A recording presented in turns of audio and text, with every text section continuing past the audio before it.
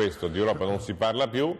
il voto è dimenticato e tutte le polemiche, ripeto, sono tra intercettazioni e Gheddafi, bene o male?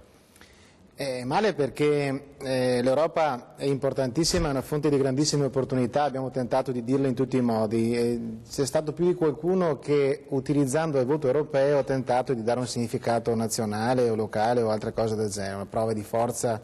mentre in realtà il voto europeo serve moltissimo perché manda in Europa i nostri rappresentanti italiani al Parlamento europeo, perché lì in Europa siamo all'origine delle decisioni.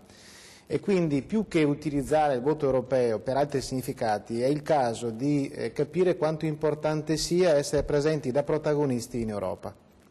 Fermiamoci su questo, Marchese, come dicevo del voto europeo ormai insomma, è rimasto niente, nel senso che sui giornali è scomparso, dalle trasmissioni meno che meno, ormai siamo tutto sulla polemica, in questi giorni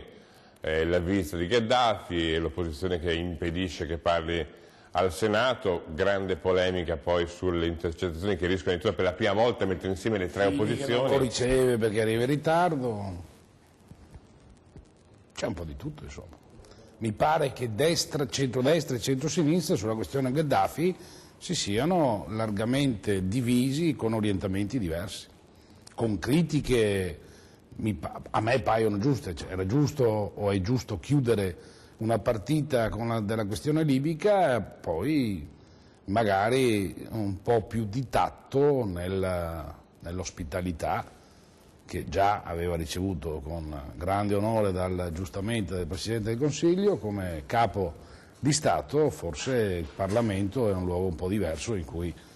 qualche valutazione di più andava fatta. Gheddafi che meno sembra piacere ai leghisti perché ha fatto questi accordi con Maroni per i respingimenti, quindi insomma è ben visto in qualche misura. Perché è la prima volta che si comporta bene dal nostro punto di vista, dopo tanti anni, dopo tanti disastri che ha fatto quest'uomo, la prima volta che si comporta bene, che rispetta dei patti, la prima volta che non fa il levantino e quindi che in questo senso dal nostro punto di vista siamo in attesa naturalmente di vedere se continuerà così. Secondo noi incomincerà ad avere, almeno sotto certi punti di vista, anche dal punto di vista economico, incomincerà ad avere